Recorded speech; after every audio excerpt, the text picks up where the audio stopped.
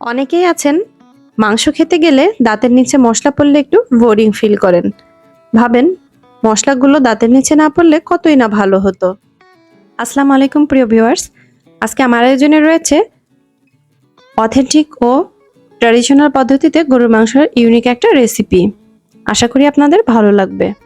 যখন আমাদেরকে একটু বেশি পরিমাণে মাংস রান্না করতে হয় কোনো মেহমানদারিতে কিংবা কোনো অকেশনে, তখন কিন্তু একটু ইউনিকভাবেই রান্না করতে হয় যাতে সবার প্রশংসায় প্রশংসিত হওয়া যায়।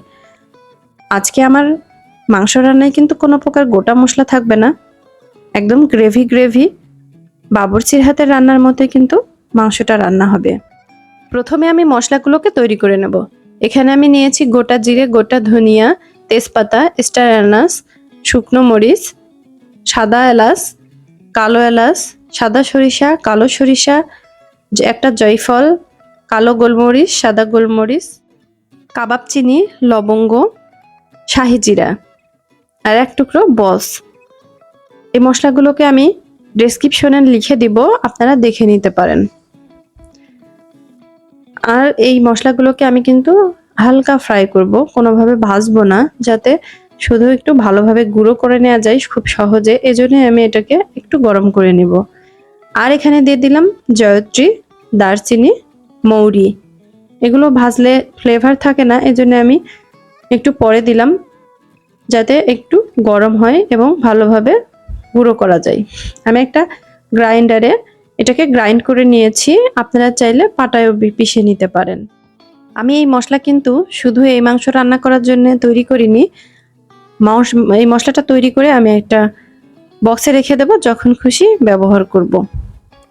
এখন আমি মাংস রান্না চলে যাচ্ছি। মাংসটা ভালো করে কেটে ধুয়ে পরিষ্কার করে নিয়েছি এবং এর মধ্যে একটা পাত্রে মাংসগুলো নিয়ে নিচ্ছি। এখন আমি একে একে সব মশলা অ্যাড করব।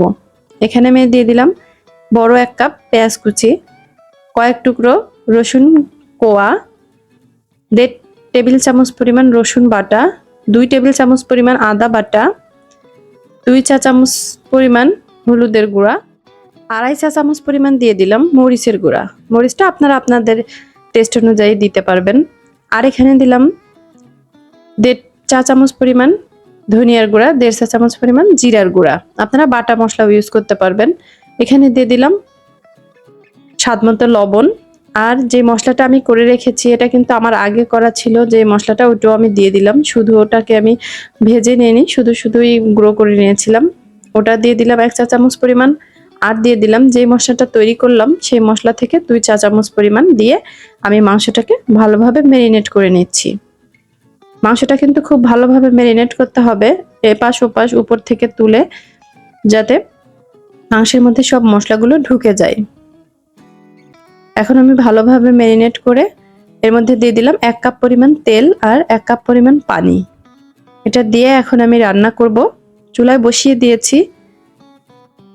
মাঝে মধ্যে কিন্তু এটাকে নেড়ে চেড়ে উল্টিয়ে পাল্টিয়ে দিতে হবে। নিচের মাংসগুলো উপরে উঠিয়ে দিতে হবে, উপরের মাংসগুলো নিচে দিয়ে দিতে হবে। আমার পাত্রটা একটু ছোট, আসলে আমার কাছে তেমন বড় একটা পাত্র নেই, আমি এজন্য এই পাত্রেই বসিয়ে দিয়েছি। আপনারা চাইলে একটু বড় পাত্র নিতে পারেন।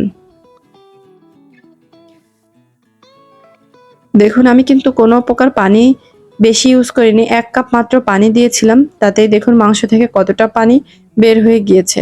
এই পানি দিয়েই কিন্তু আমি মাংসটা রান্না করে ফেলবো। ঢাকনা দিয়ে ঢেকে কিছুক্ষণ পর পর আমি মাংসটাকে নেড়ে চেড়ে দিচ্ছি। আপনারা স্ক্রিনে দেখতে পাচ্ছেন মাটন ভুনা। আপনারা চাইলে আমার চ্যানেলে মাটন ভুনার রেসিপিটা দেখে আসতে পারেন।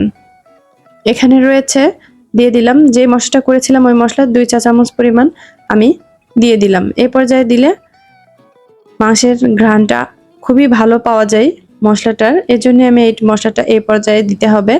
পর্যায়ে দিয়ে দিলাম। দেখুন মাংসটা প্রায় হয়ে এসেছে, কত সুন্দর দেখতে হয়েছে মাশাআল্লাহ। এভাবে কিন্তু মিডিয়াম আঁচে আমি সম্পূর্ণ মাংসটা রান্না করেছি। বন্ধুরা, আমার চ্যানেলে কিন্তু নিত্য নতুন অনেক রেসিপি আপলোড করা আছে, আপনারা চাইলে ঘুরে আসতে পারেন আমার চ্যানেলটা, আশা করি ভালো লাগবে। স্ক্রিনে দেখতে পাচ্ছেন কাচ্চি বিরিয়ানির এই অথেন্টিক ও খুবই ঘরোয়া উপকরণ দিয়ে কিভাবে রেস্টুরেন্টের স্টাইলে কাচ্চি বিরিয়ানি তৈরি করতে পারবেন। এই রেসিপিটা কিন্তু আমি রিসেন্টলি আপলোড করেছি, চাইলে আপনারা ভিজিট করে আসতে পারেন, আশা করি ভালো লাগবে আপনাদের। বলতে বলতে দেখুন আমার মাংসটা কিন্তু রান্না প্রায় হয়ে এসেছে, খুব ভালোভাবে কুকও হয়ে গিয়েছে এবং দেখতেও মাশাআল্লাহ খুবই লোভনীয় লাগছে।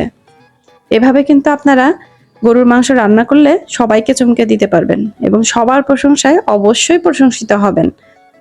আশা করি আমার রেসিপিটা আপনাদের ভালো লেগেছে। এভাবে আপনারা মাংস রান্না করে আমাকে জানাতে ভুলবেন না যেন। আর দেখা হবে নেক্সট কোন রেসিপিতে। ততক্ষণে আপনারা সবাই অনেক অনেক বেশি ভালো থাকবেন এবং আমার জন্য দোয়া করবেন। আল্লাহ হাফেজ।